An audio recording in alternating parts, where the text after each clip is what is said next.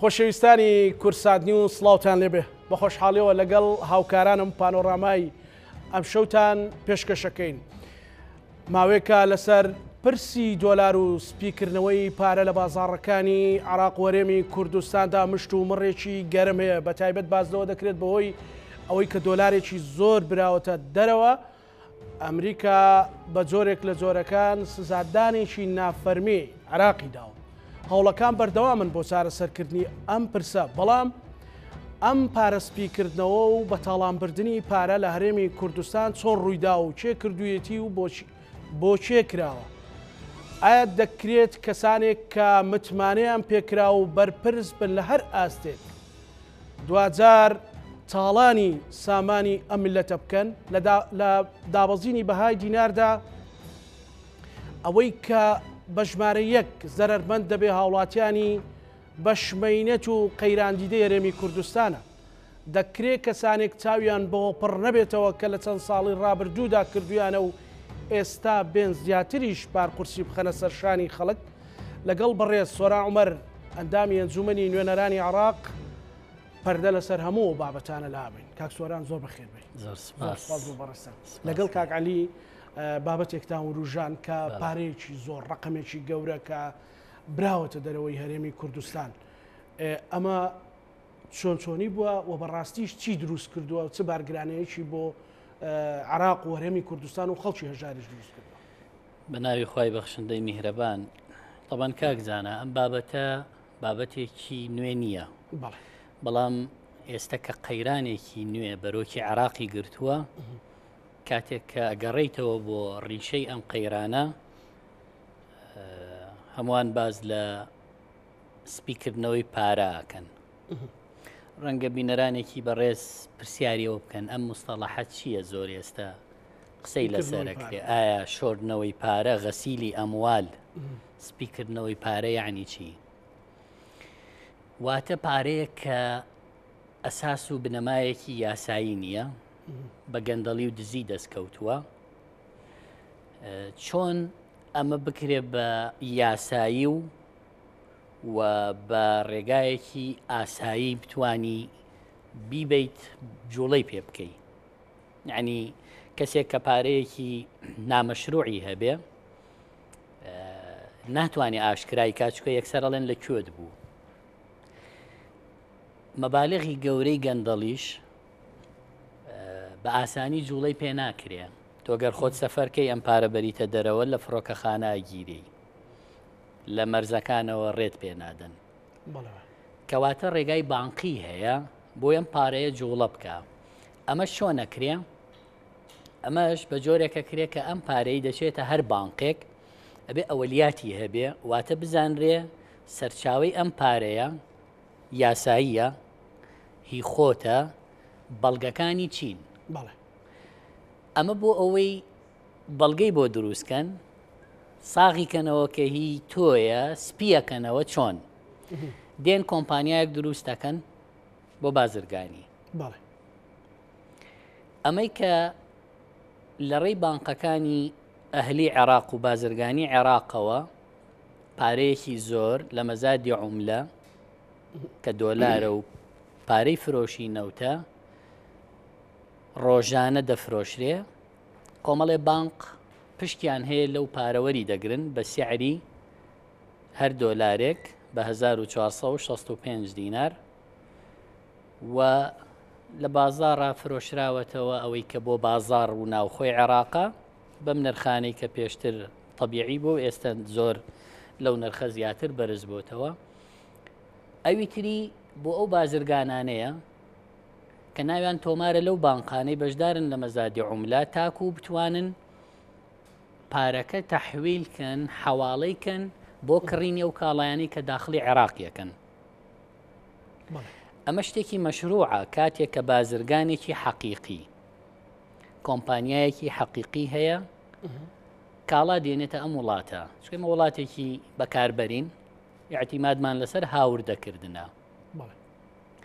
و هەناردەمان ئەوەندە زۆر نییە تاکو ئێمە پارەمان لەو وڵاتانەش هەبێ کە کاڵاوشمەکی بۆ ئەنێرین، بۆیە کە کاڵابێنین پێویست ناکە پارە تەحویلکەین. لە عێراقەوە بۆ دەرەوە بەڵکو خۆمان ڕەسیدمانە بێ پارەمانە بێ داهاتمان لە هەناردەکردنا ئەبێ ئەو پارانە توانین ئاڵوگۆڕی پێ بکەین بەبێ جوڵەی لێرە بۆ ئەوێ بەس لەبەرەوەی ئێمە اعتیمادی سەرەکیمان لەسەر هێنانە هاوردەمان نییە هەمیشە پێویستمان بۆیە پارە بنێرینە دەرەوە واتە ئێمە کە قسە لە ماکەین دژیەوە نین پارە بچێتە دەرەوە بەڵام دەبێت پارە بە ڕێکاری یاسایی خۆی وسوڵی خۆی بڕواتە دەرەوە کاتێک کە بیریان لەوە کردوتەوە ئەمە بۆی بۆ هاوڵاتی معلوم بۆ هاوڵاتی معلوم بێ ئەم حواڵاتانەی بنوک چییە بانقەکانم حواڵاتانە چیەکەن و ئەم پارانە چیاڵێن ڕۆژانە بانقی مرکزی عێراق ئەوەندە میلیۆن دۆلارە خاتە بازار ئەوەندەی بۆ ناوخۆی ئەوەندەی بۆ حواڵات ئەو حواڵاتانە هەمویان کۆمپانیاکان بازرگانەکان ناویان تۆمارە مەبالیغەکانیان بە فاتورەی کڕینی مەوادەکانیانەوە تەقدیم کردووە کە کۆمپانیای فڵان ئەم جۆرە مەوادەی داخلی عێراق کردووە ئەمە بەڵگەکانی پێویستە ئەوەندە میلیۆن دۆلار بەرێ بۆ ئەو وڵاتەی کە کاڵاکەی لێکڕیوە لە نێو ئەم پرۆسەیە خەڵکانێک داخڵ بوون کۆمپانیای وەهمیان دروست کردوواتە کۆمپانیاکە بە حەقیقی و فعلی بەس تۆمار کراوە ناوێکە و هەیە و شەریکەی بازرگانی مەحدود و گشتی و ئەوەی کە لە شەریکات تەسجیلە بێ چی دێنێ بە دڵی خۆی بۆ نمونە ئەم پەرداخانە ئەم شوشانە ئەم یەکسواراتانە تەلەڤیزیۆن دێنێ سپلیت دێنێ موبایل دێنێ جلوبەرگ دێنێ خواردەمەنی دێنێ هەر یەکێک لەم بوارانە داخڵەکە کە ئەڵێ بۆ نمونە من ئەم مەوادە هێنم و مەوادیش لە حەقیقەتان ناهێنێ بەس پارەیەکی نامەشروع هەیە کەسێک هاتووە پێی ئەڵێ تۆ ئەتوانی ئەم پارەم بۆ سپیکەیتەوە بۆم بنێری بۆ وڵاتێکی دراوسێ بۆ وڵاتێکی دوور بۆ سین بۆ دووبەی بۆ تورکیا بۆ ئەڵمانیا ئەڵێ بەڵێ ڕێکەوێ لەگەڵ یا بە نامەشروعی پارەی ئەم کەسە کە پارەیەکی گەندەڵیە ئەی خاتە ناو ئەم کۆمپانیایی کە وەهمیە دێ فاتورێکی دروستەکە داخلکردنی مەوادەکە کە ئەنەما ئەم مەوادە داخڵیە وڵاتە بووە زۆر جار ڕەشوەیان داوە بە موەزەفێکی گومرک بۆ ئەوەی دخولی مەوادەکەیان بۆ مۆر بکە کەشفی مەواد نەکات کە مەواد بوونی نییە زۆر جار کە ئەمە کەشف بووە چون فاتورەی ئەسڵی کڕینی مەوادێک کە تاجرێک خۆشتی هێناوە و لە حدودە داخڵە بێ تویانە و فاتورانە بە ئێمە گومرگەکە و بۆ دەین فاتورە حەقیقیەکانیان هێناوە گومرگەکەیان بۆ کابرا داوە کابراژ مەمنون بۆ نەیزانی ئەم پرۆسەیە چییە بۆ ئەوەی ئەم وەسڵانە بێننەوە ڕەبتیکەن بە پارەی کە لە بانقەکە دایانناوە بە ناوی شەریکەکەوە موافقەی بانقی مرکزی بۆ وەرگرن و حەواڵەیکەن بۆ هەر بانقێک کە ئەیەوێ بانقی مرکزی عێراقی ئەمە بە مەبلەغی گەورە کراوە ئەمە بۆ نمونە ئێمە ئەم بەڵگەیەمان بڵاو کردەوە کە لە ماوەی 6 ساڵە 46 بانق لەسەر ئاستی عێراق و هەرێمی کوردستان کە 4 لەو بانقانە هی هەرێمی کوردستانن و ناوەکانیشیانمان باس کرد کە بانقی شیمال بانقی ئەربیل بانقی کوردستان و بانقی جیهان ئەمانە 10 ملیار و 781 میلیۆن دۆلار لە بانقەکانیانەوە ڕۆشتۆتە دەرەوە کاتێک کەشفی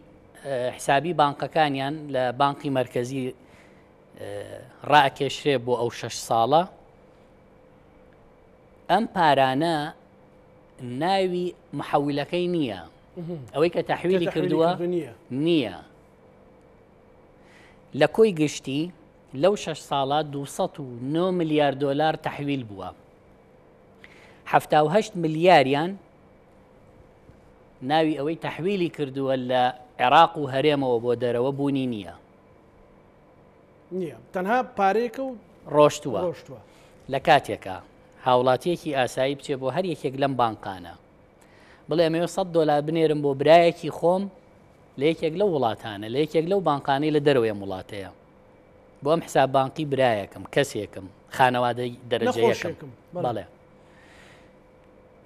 ئەیبینێ چەند سەرئێشەی بۆ دروستەکەن تاکو چەند بەڵگەنامەی لێوەرەگرن تا دڵنیا بنەمە کێیە ئەو کەسەش کێیە و ئەم $100 ئمجا تەحویلە بێ لە کاتێکە $10 ملیار کرا لە کاتێکە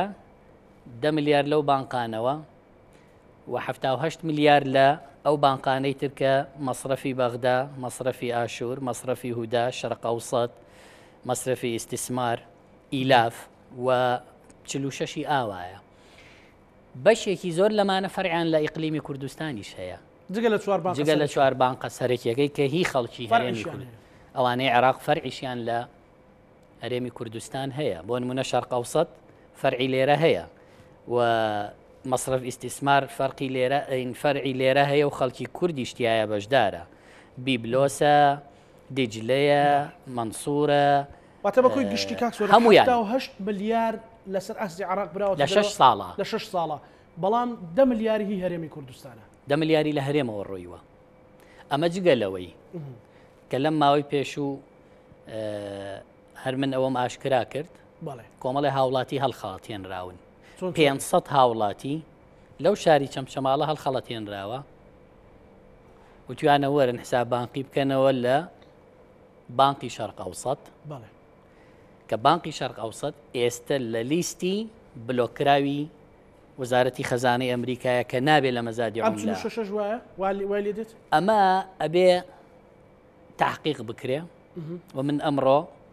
لە دوێنێەوە داوای تحقیقم لەم 46 بانقە کردووە چکە ئەمە گومانی غەسیلی ئەموالە گومانی سپیکردنەوەی پارەیە کاکسۆران پرسیارێ بکەم لەوەتەی بڵاوتان کردوتەوە لەگەڵ کاگعلی خۆت هیچ پەیوەندی ژێر بەژێر هەڕەشێک شتێکت بۆ نهاتوو تا ئێستا پەیوەندیە کرێ خەڵکێک پەیوەندیە کا بڵێ بۆ هەڕەشە نا بۆ سڵح بۆی کە بۆ ناوی ئێمەی تایە وڵا ئێمە ئەوەمان نەکردووە و بەخوا ئێمە شتی یاساییمان کردووە و تمەجا خۆ من دادوەر نیم من داوام کردووە لە جیهەی معنی لە ئاسی عێراق تحقیق لەمانە بکەن لەبەرەوەی ئێستا ئەم دۆسیەیە کاکزانە بۆ نمونە تەقریرێکی واشنگتن پۆستم لایە ئەڵێ لە ساڵی 2003 تا ئێستا $500 ملیار لە مەزادی عوملا لە بانقی مرکزیەوە لە عێراقەوە چۆتە دەرەوە $500 ملیار کە گومانی گەورەی سپیکردنەوەی پارە و تەمویلی ئیرهاب چکە هەردووکی بەیەکەوەیە غەسیلی ئەموال و تەمویلی ئیرهاب چێڵ ئەم پارانە بەشێکی بۆ ئیرهاب نییە چکە بۆ پارەی نایاساییە و بۆ خەڵکێکی نایاسایی شەڕوات باش ئەمە وای لە ئەمریکا کردووە کە ئەم چاودێری بکات سەربانکی ناوەڵی عێراقی بۆ نمونە هەر ئەو تەقریرە باز لەوە کاڵێ لە ساڵی 2007 و لە ساڵی 2016 کاتێ ڕێژەی فیعلی هاوردەی تەماتە لە ئێرانەوە بۆ عێراق هاوردەی فعلی کە تەماتە بووە هاتووە بای $16 ملیۆن بەڵام ساڵی دوای ئەوە بۆ بە $16 ملیار بەس تەماتە شووتی بای $26 ملیار هاوردەکراوە لەوە شەپارەسپیکردنەوە هەبوو خۆشوتیەکە فعلی نییە بەس فاتورە بە ناوی شووتیەوە دروست کراوە بە ناوی تەماتەوە دروست کراوە شووتی قوربەسەر بەڵێ ئەزانین چەند ملیار دۆلار بە ناوی شووتی و تەماتەوە براوە ئەمە تەبیعی نییە ئەمریکایەکان ئەڵێن کاتێک کە مەتاری عێراق هەمووی داخراوە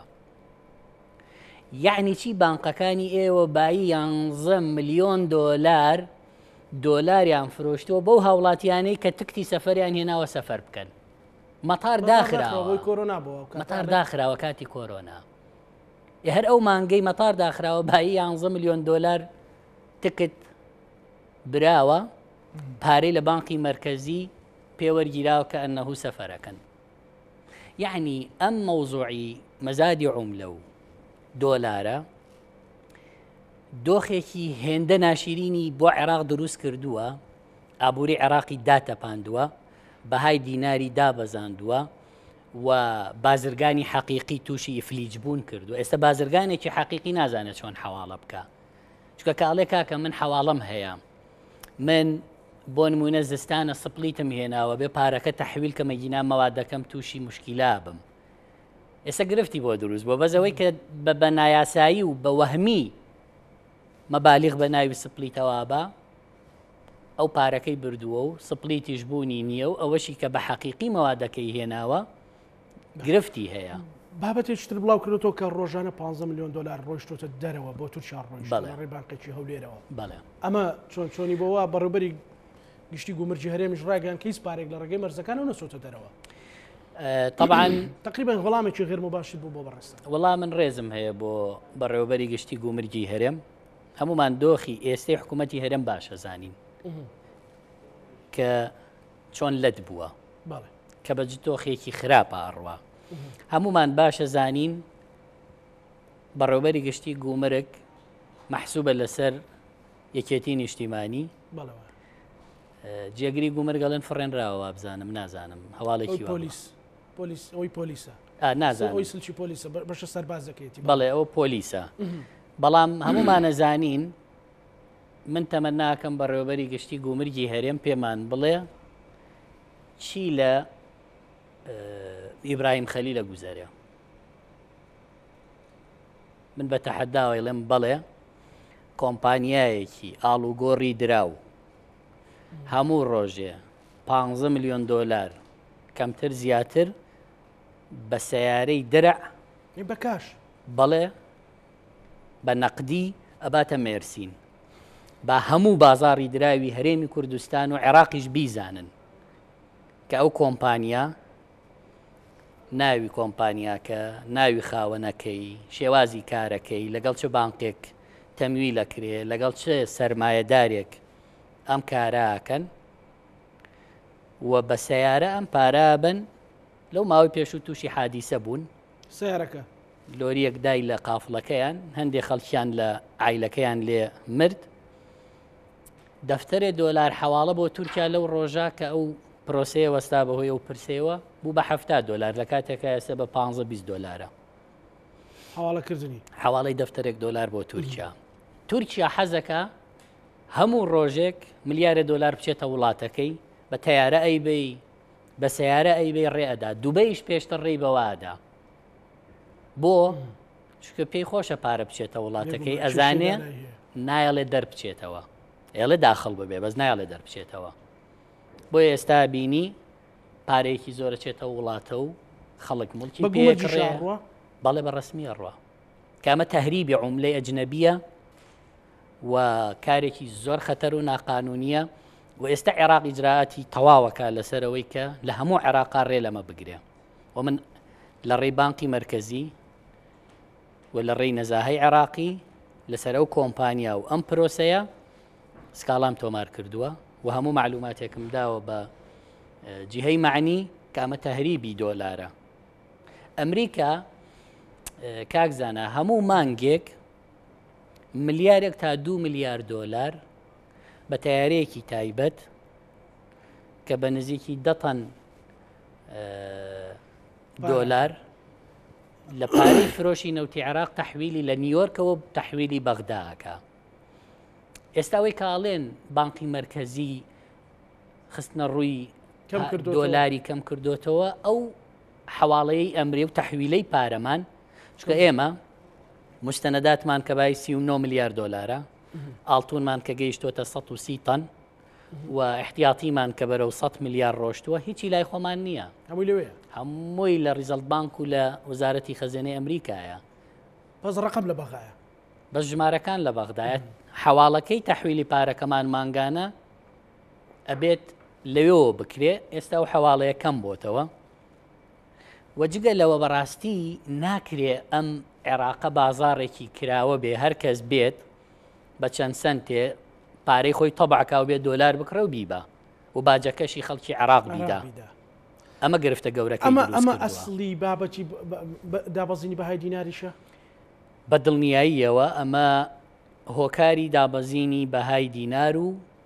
لە دەستدانی ئەو ئیستیقراریەتەیە کە لە سعری سەرفا هەیە لە عێراق و ئەوە پێڵێن سپیکردنەوەی پارە تەمیلی ئیرهاب گەندەڵی فەسادێکی گەورەی بێشوماری دەوڵەمەندبوونی خێرا ئەمانە جگەلەوەی لە گۆڕینی ئاڵوگۆڕی دۆلار بۆ دینار قازانجی گەوراکەنم بانقانە لەگەڵ ئەوەشە دێن دۆلارەکە بنە دەرەوە و لەوەش قازانجەکەن و قازانجی خەیاڵی خۆی ئێستا کە دۆلار گەیشتۆ بەو نرخە فەرقەکەی بۆ عێراق نییە بۆ حکوومەت نییە بۆ ئەوانەیە کە تەهریبی دۆلارەکەن و دەستیان بەسەر بازار ڕاگرتووە معقولە پیاوێک کە مەطلوبە لەم سلێمانیە 4 بانقی ئێستا لەو بانقانەیە کە ئەمریکا بلاکی کردووە و نابێ بەشداری مەزادی عوملە بکات چونکە سپیکردنەوەی پارەی کردووە 4 بانک لە دادگای سلێمانی مەطلوبە لەم ڕۆژانە لە 11 لە مەتاری بەغا گیرە یەکسەر بەردرا بۆ لەبەرەوەی دەسەڵاتدارە لەبەرەوەی ڕەشوە و پارەی داوە بە کۆمەڵە بەرپرسی زۆر ئەمجا توانیوەتی ئەو کارە بکە ئەم قەزیە سیاسی گەورە و دەسەڵاتدار لە ئاستی عێراق و هەرێم لە پشتێتی بۆیە توانیوەتیەوە کە ئەگینا کەسێک دەتوانێت بێت لە بانقێکی ئەهلی عێراقیدا بنیشێ لە فەرعێک لە فەرعەکانی لە سلێمانی مۆری هەموو شوێنێکی پێ بێ فاتورە و مەنەفێست و هەمووی دروست کات و بڵێ یاڵا پارەکەشی بەرنە دەرەوە و ئەوەش مۆرەکان خۆی هەمووی بکات و کەسیش نەبێ عراق تا ڕادێک بەهۆی ئەوەی استقرارەتێکی موچەی هەیە تا ڕادێک بەهۆی ئەوەی کە ئەوان تووشی لێ بڕین و کەمتر تووشی قەیران بوون و ئەوانە ئەمە چ کاریگەریەکی لەسەر هاوڵاتی هەژاری هەرێمی کوردستانداناوە کارسۆران کاکزانە هەر بە تەبیعی ئێستا نرخی کاڵا و شمەک و خۆراک هەمووی بەرز بۆتەوە و ئەگەر تۆ جاران دەخلت موچەت کە بەم دۆخەی حکوومەت ساڵی 11 مانگە مانگیش بە پێدانی موچە 25 ڕۆژە ئەگەر جاران هاوڵاتیەک 600,000 وەرگرتایە ئێستا بە تەبیعی 100,000 لێ بۆتەوە کوایە 500 وەرگریا 450 وەرگریا بۆیە ئەمە باجەکەی خەڵکەیدا ئەوەی لە مەرز ڕەشوە ئەدابەوەی کە کاڵاکەی داخڵەکا و ئەوەی کە دۆلار بەم نرخە ئەکڕێ و بە بەرز ئەیفرۆشێتەوە ئەوەی کە هەموو ئەم پرۆسانە لە گیرفانی خەڵکی هەژار لە بەکاربەری خەڵکی هەرێمی کوردستان دەردێتەوە خۆ بازرگانێک خۆی ناچێت زیادەکە بدا و لە قازانجی خۆی کەم کا قازانجی خۆی دەست لێ هەڵناگرێ ئەوی تریە بێ هاوڵاتیەک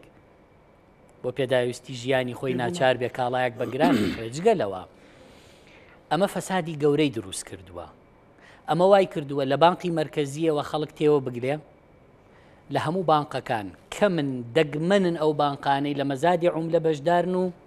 سپیکردنەوەی پارەیان نەکردووە کاکزانات تەبیعی نییە عێراق 80 بانقی بازرگانی هەبێ بۆ ئێمە بزنس و پیشەسازی و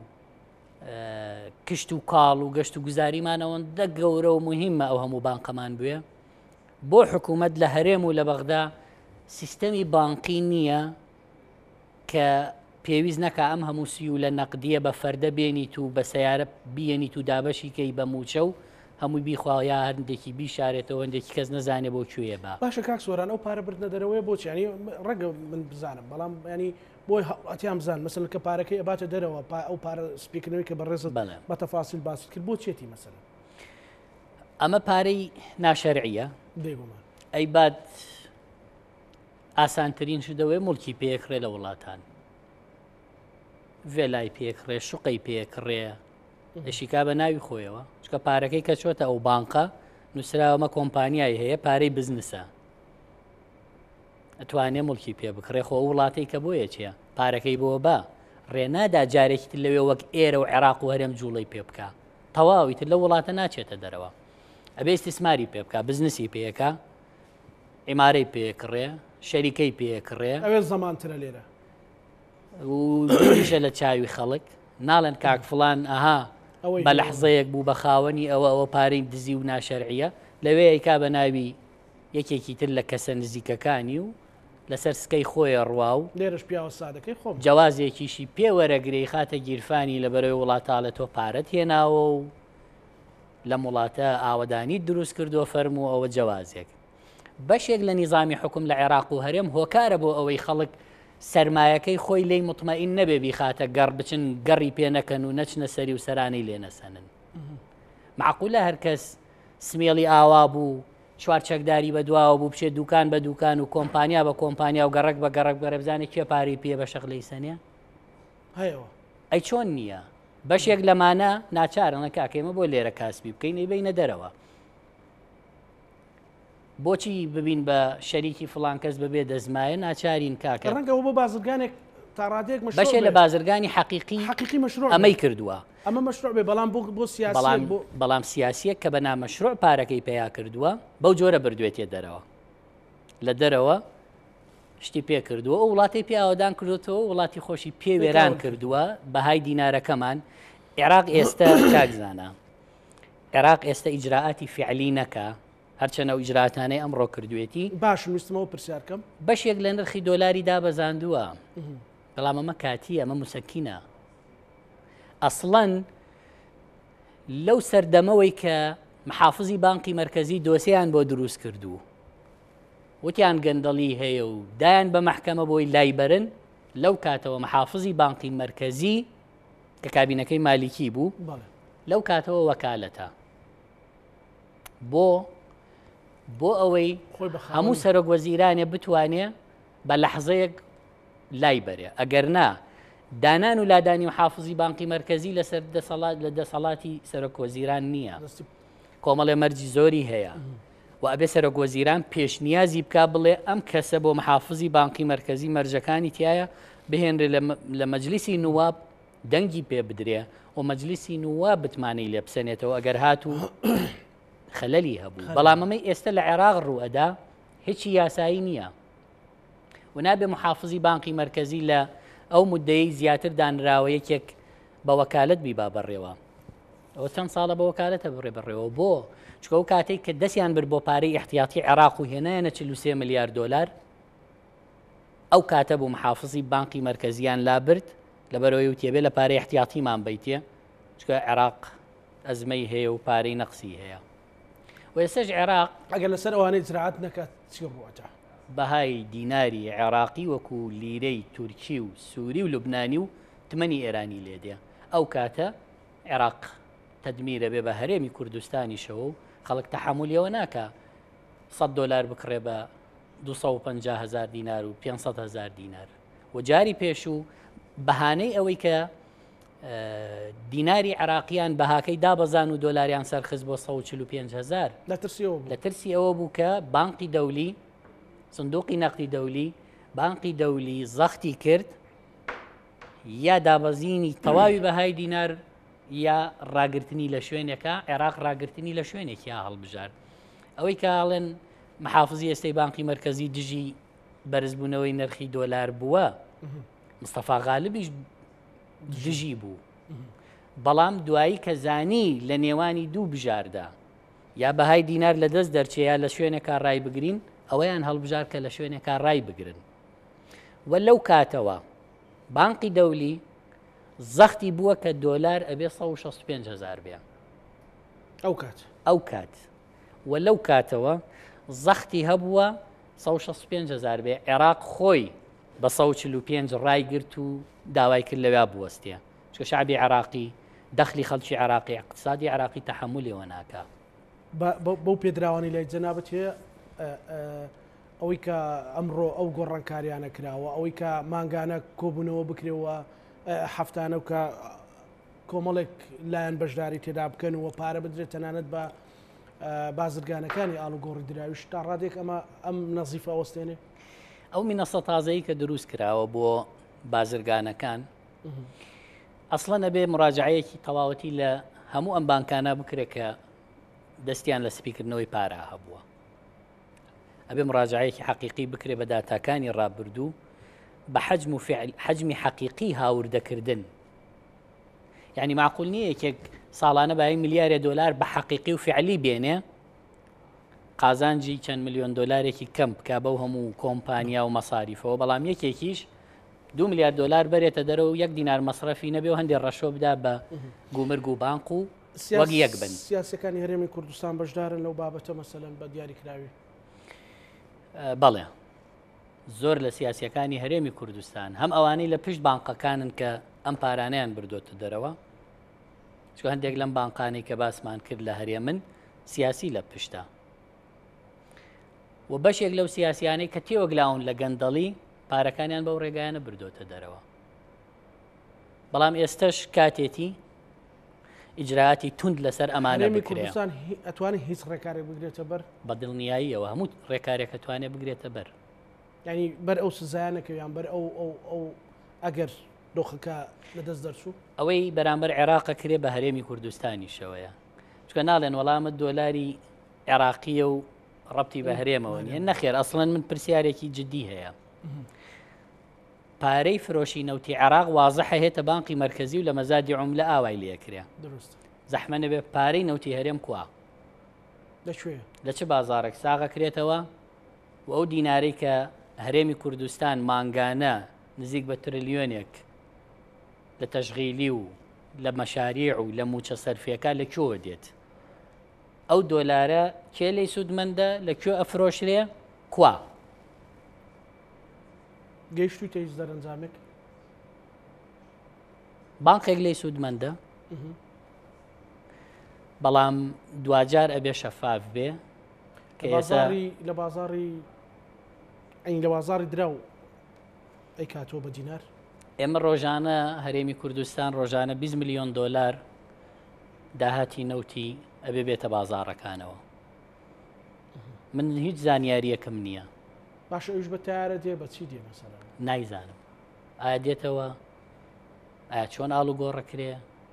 ئایا بۆچی بازرگانەکانی هەرێمی کوردستان سوودمەند نابن لەوەی ڕۆژانە 15-20 میلیۆن دۆلاری نەوت هەیە لە بانقەکانەوە لە هەرێمی کوردستانەوە پارەیان پێ بدرێ بۆ ئەوەی تووشی ئەم ئەزمەیە عێراق ئێستا ئێمە لێی پارێزراو بین تا ڕادەیەک. ئەسڵەن بازاڕی ئێمە شتێکەڵ بە و ئالۆزیە بووە کە هەیە، هەرچەنە من لەگەڵ هەموو ئەوەی کە لەسەر بازاڕی دراو هەیە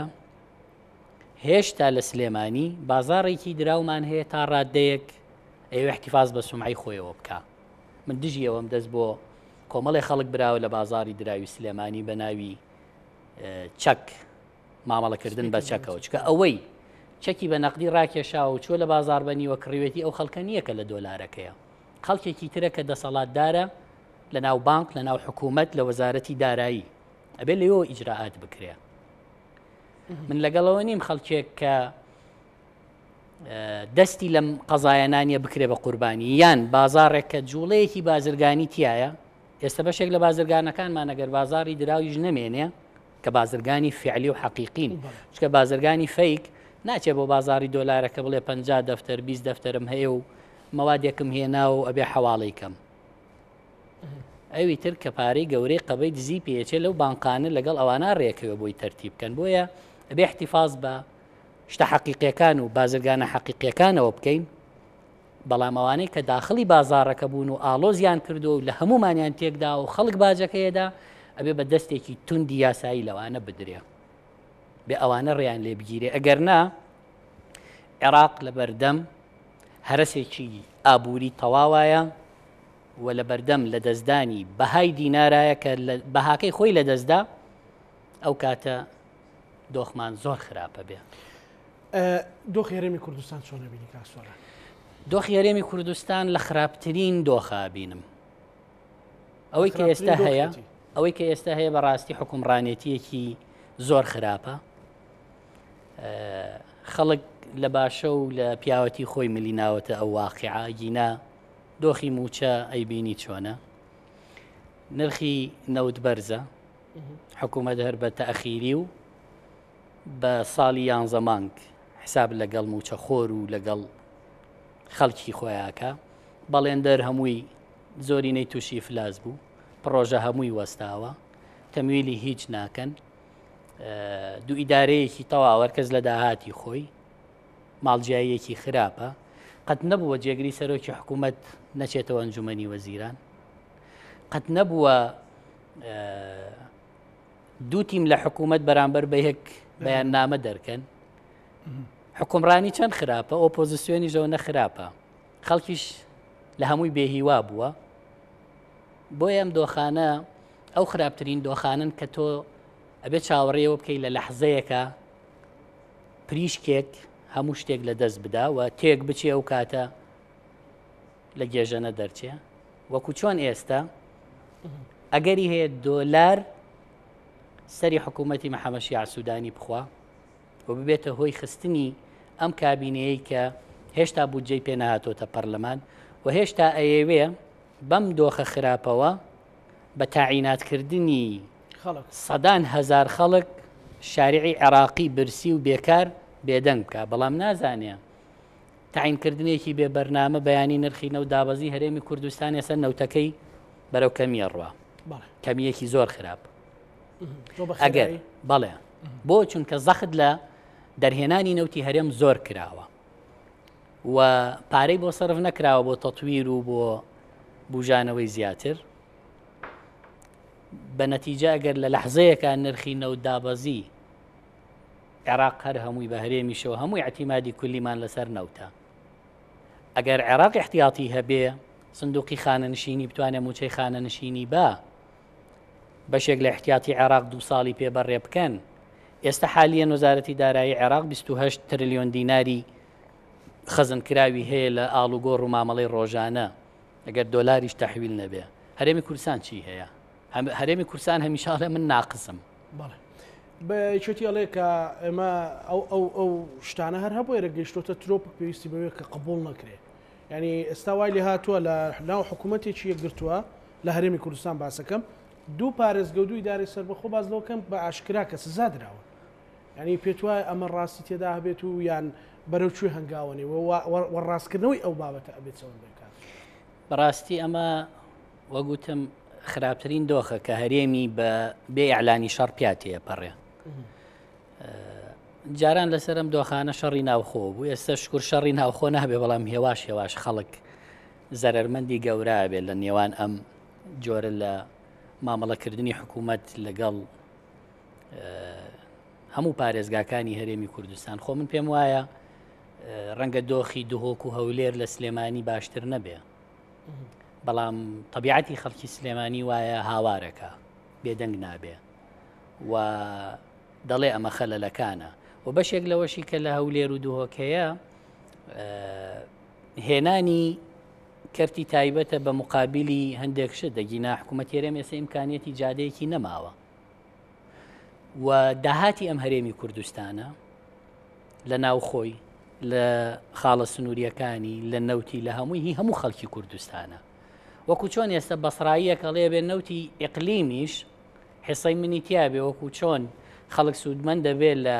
منفەزی بەسرە و لە نەوتی بەسرە لە هەموو شوێنێک ئەبێ داهاتی ئیتحادی هەمووی بێتەوە ئیتحاد و بەعادیلانە بەسەر هەموو ناوچەکانە دابش بکرێ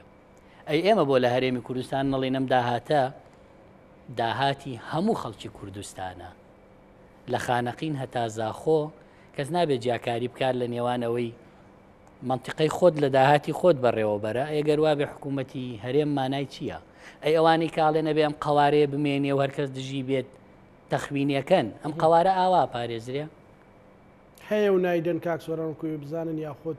هەر بەڕاستی دۆخێکیان دۆخێک دروست بۆ لە ڕابردوو بە بڕیاری سەقەت گەیشتۆتە ئەوەی کە داهاتی نەبێ هەرێ خاڵە سنووریەکان داهاتەکەی هەمووی بێتەوە داهاتی ناوخۆ هەمووی شەفاف بێ هی نەوت شەفاف بێ ئێمە باشترین دۆخمانە بێ خەڵکیش باشترین گوزەرانێ بێ بەڵام ئەوانەی کە دەستیان ڕۆچۆ لە گەندەڵی لە حدودەکانەوە هەتا بیرە نەوتەکان بەڕاستی قەت لێ ناگەڕێن خەڵک سوودمەند بێ لەو داهاتە گشتی هەرڵێن نییە هەرەی گرنەوە تەنها ئەوەی لە داهاتی گشتی ئەبرێ کاکە بەشێکی لێبەرن بەس هەمووی مەبەن معقول نییە حکوومەت هێرێم نەتوانێ بە چەند ساڵ جادەیەکی بینی کەلار سلێمانی دووکان ڕانیە تەواوکە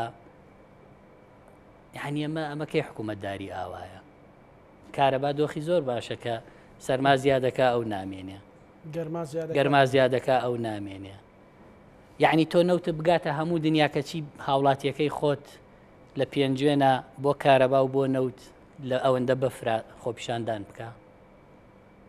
ئەوە دۆخە کە ئێستا تورکیا تا چەندێک هاتووە و بردومانی ئێران و ئەمە کەی حکوومەتداری کەی وایە کاکزانە ئەی ئەو عینادی کە ئەبیندرێ لە چوارچەوەی حکوومەتی هەرێمی کوردستانە کە جوبە هیچ شتێک نادرێت چارە نووسەکە بەرەو شوێ بە وڵا جا حکومڕانی نە بە عینادیە کرێ و نە بە دەشکانەوە کرێ ئەوەی کە حکومڕانی گەورەیە و دەسەڵاتی زیاترە ئەبێ لە پێناو ئەوەی کە زیاتر ئیدامە بە حکومڕانەکەی بابێ مەرنتر بێ لە مامەڵەکردن و دڵی فراوانتر بێ لە ڕەخنەکان بەڵام حکومڕانی لە هەرێمی کوردستان قبولی ڕەخنەی نییە قبولی ناڕەزایەتی نییە هەر ئەوەیە قبولە نییە چیەکەی بیکە ئەمە واکات وە گوتم کەس نازانێت لە کواتیەکە چیە و کە تێکیش چوو